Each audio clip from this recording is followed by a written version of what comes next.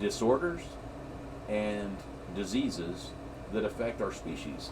So, disorders and diseases that affect our species. We're talking about things like Alice in Wonderland syndrome. There are just so many. There's literally over 1,200 that I could find on one website, different diseases. And so I'll be dressed up like a doctor. I'll be dressed up like a clinical psychiatrist.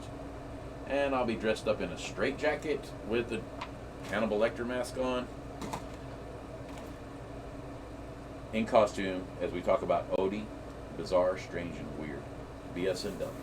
Yep, so Oaty, not getting absorbed. Oaty, bizarre, strange, and weird is not getting absorbed. That is going to be a channel. Here's one. Oaty Monsters. There's another one of them covers is not reacting with the light very well. So, if you can see this, Oaty Monsters. This is going to be about serial killers. I have, oh, and by the way, back to the book review. I heard of a book years and years and years ago called, I think it's For Those Who Hunt Monsters. I can't remember the name of the FBI agent who basically invented profiling, and for the reason of catching serial killers. The FBI, they do some amazing things. And FBI profilers, they're some of the brightest, well-trained minds out there. But the book was written, I believe it's called For Those Who Hunt Monsters. I will be doing a book review on that. But basically, I have always been fascinated by, I would say fascinated or infatuated, amazed at the amount of evil that this world is capable of experiencing. If I didn't have an understanding of the scriptures and knowing where a lot of that comes from and how it arrives here and what's going to be coming in the near future, well, I'm telling you, I would probably sit around and go crazy just trying to figure out some people. When I was growing up, I was friends with a psychopath, basically, and not intentional friends. It's like my mom was good friends with his mom. This dude wasn't really capable of feeling remorse, and he only thought about himself. We're the same age, and I remember when we went to the same schools, and I remember there was always something different about him. We were sitting in across. By the way, I'm not saying he's a serial killer. I don't know where he's at today or what he's doing, but I know he had a lot of behavioral issues that were very similar to many of them. I would like to really just come up with some way.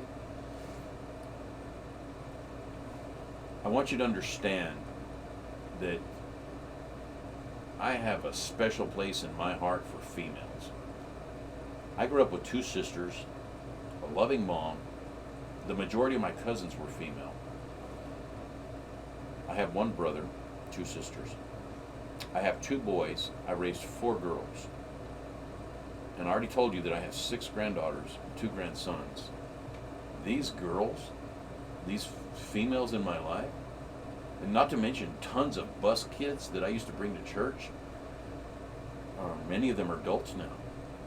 These females are growing up in a very hostile world where pornography is rampant.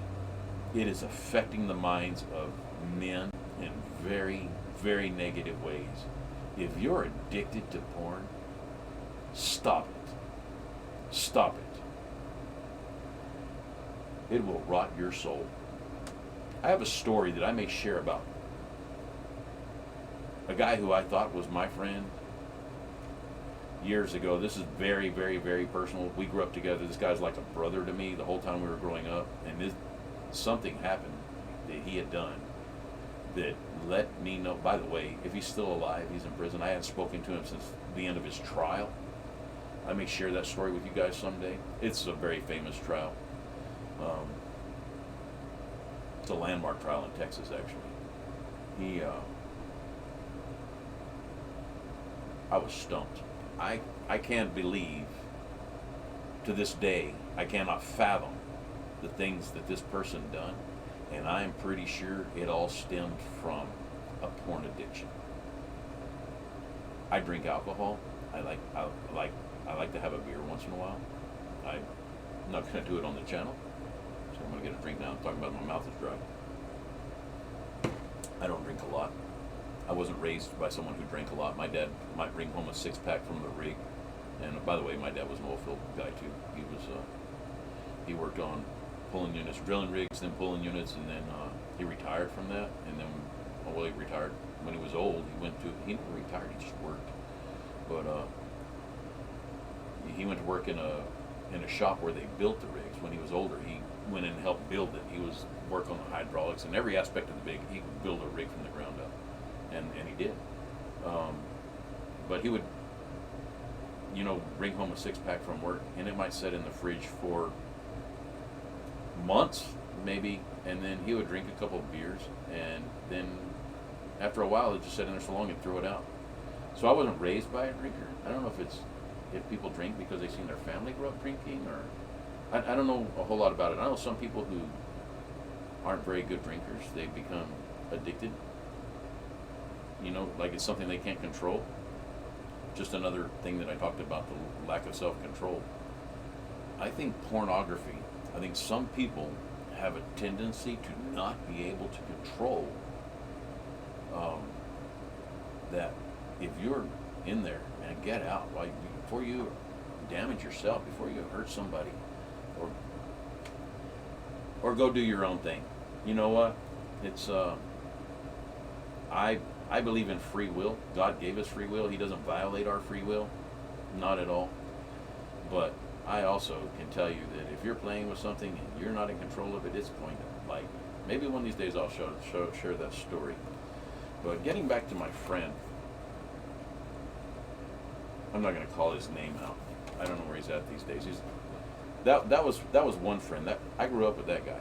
Okay, I don't mind telling you his name was Freddie. Not Freddy Krueger. It's just Freddie.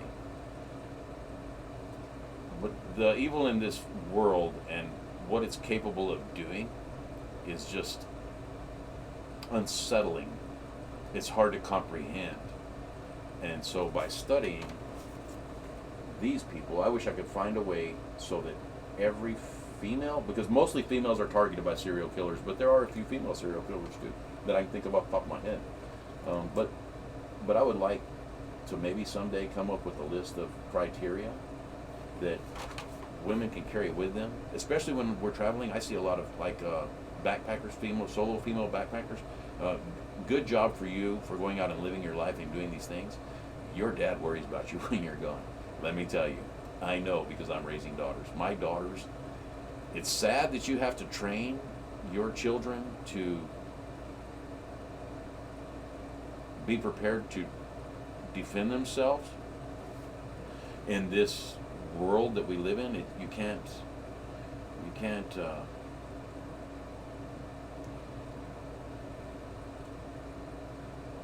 my daughters, you won't find them without a cutting blade on them, with a cutting tool. It's a box cutter, a small knife. I have bought so many knives for my daughters over the years, and from the time they were able to, my daughters can tell you exactly, self-defense, they can tell you exactly how to slice somebody's jugular. You know you're in a bad world when you have to raise, and by the way, my wife's good looking. I'm not flexing here. My daughters, and I'm going to tell you something that they wouldn't understand if I told them. All of my daughters, you're going to see Carly, and Haley, my granddaughter, my oldest granddaughter, we're going to be doing Oaty jokes and riddles together. They're good looking. I fear sometimes, I wish that they weren't so attractive.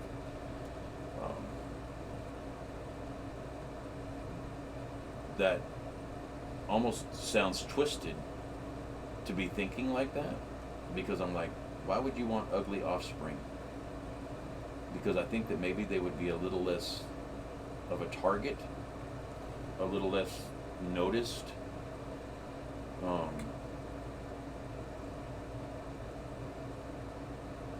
don't know. There's sometimes there's just not any answers, and we go around worrying about things that maybe we shouldn't be worrying about. But this is going to be a channel. This is a proposed channel. It's not going to be absorbed by anything. Oaty Monsters. I'll be dressing up like Sherlock Holmes to discuss serial killers. My granddaughter Haley is going to be dressing up like